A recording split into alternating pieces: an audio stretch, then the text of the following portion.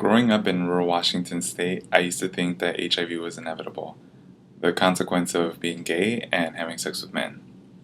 I couldn't tell my family that I was gay. I lived in fear of everyone finding out what I was and what I was doing.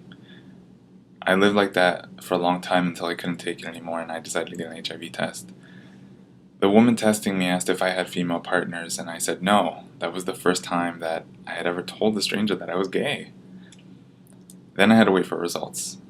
I sat there praying to God that if it came back negative, I would never do any of this again. I thought that if it came back positive, I would lose everything: my family, my friends, a chance at a decent life. And I never felt so alone.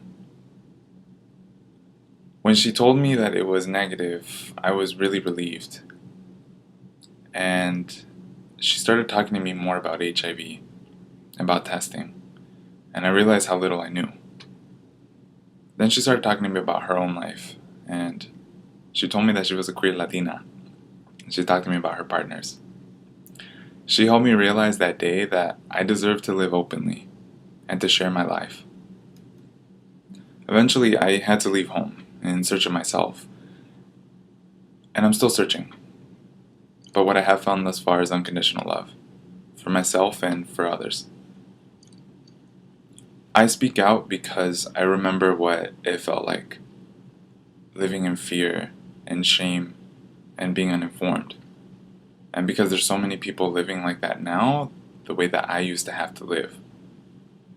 I speak out because I want people to feel loved enough and brave enough and supported in their bravery to tell their stories, because they deserve to tell them. And I want to be there to listen.